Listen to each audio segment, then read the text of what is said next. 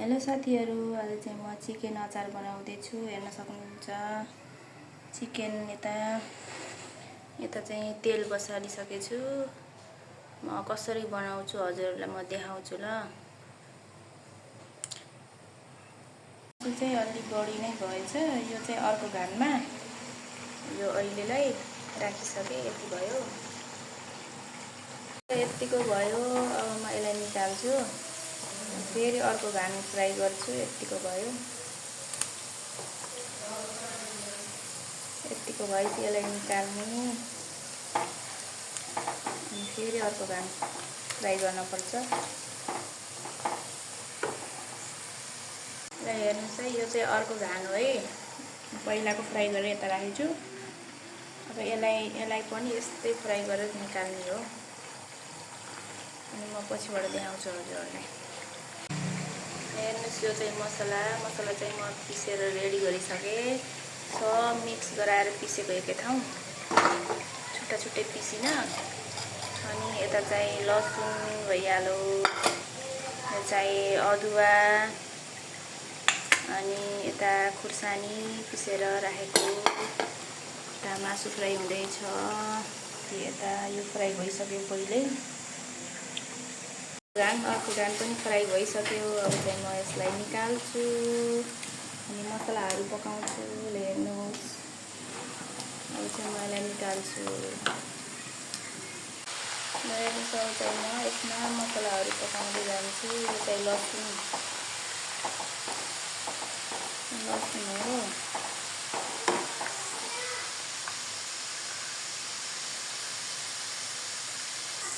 अब चाहिँ म यसमा अदुवा पनि राखिदिन्छु।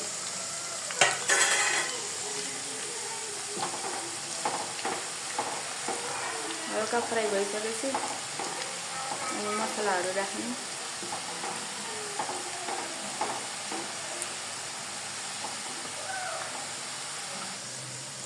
यतिको फ्राई भइसक्यो। यतिको रातो भएपछि अब चाहिँ म यसमा बिस्तार राख्छु।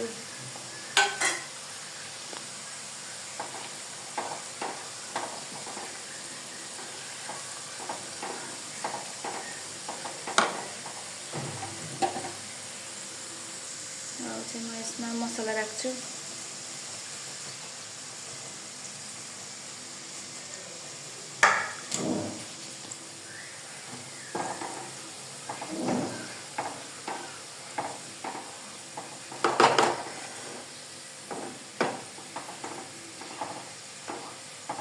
थोरै भयो, यो राख्छु मसला।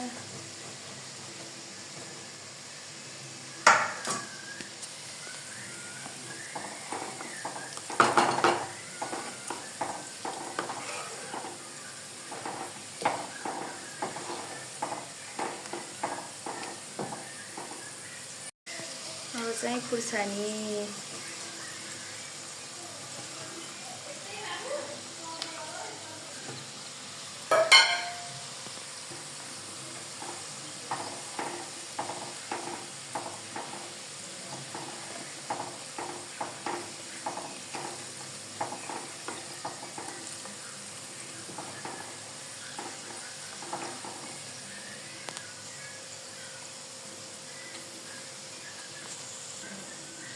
यसमा अब नुन पनि राखेँ।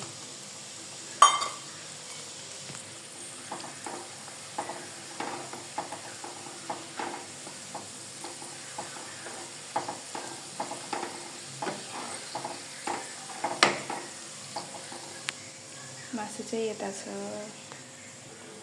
थोरै बिरे नुन पनि राखेँ मैले, हेर्न सक्नुहुन्छ।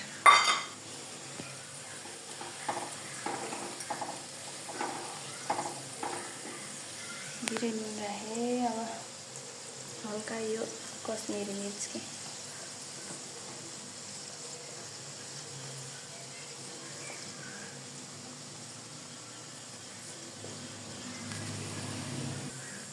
अब चाहिँ म यसमा चुक राख्छु। चुक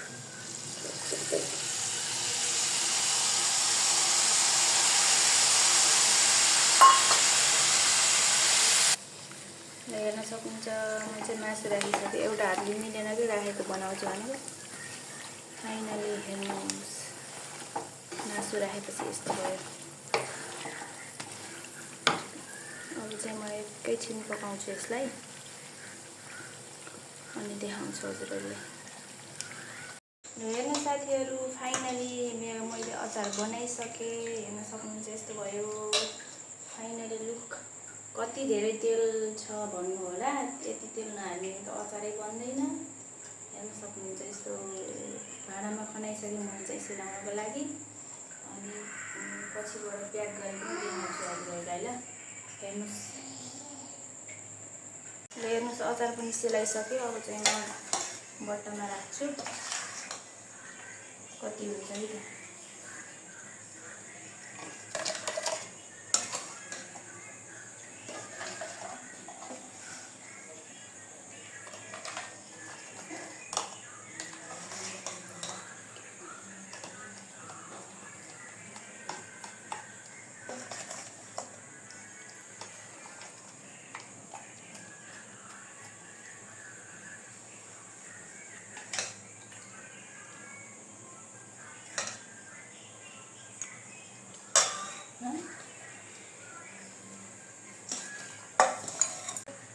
बट्टामा राख्दैछु।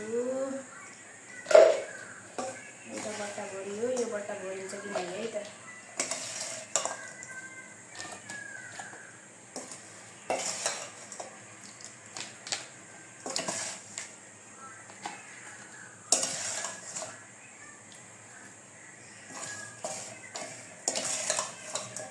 आधी मात्र दिएँ क्या।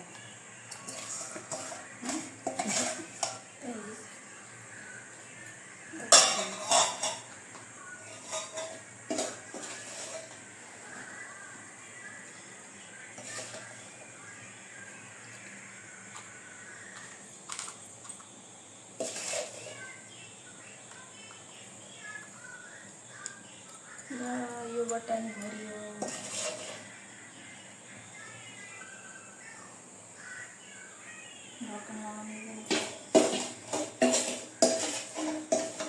अड्दैन न अब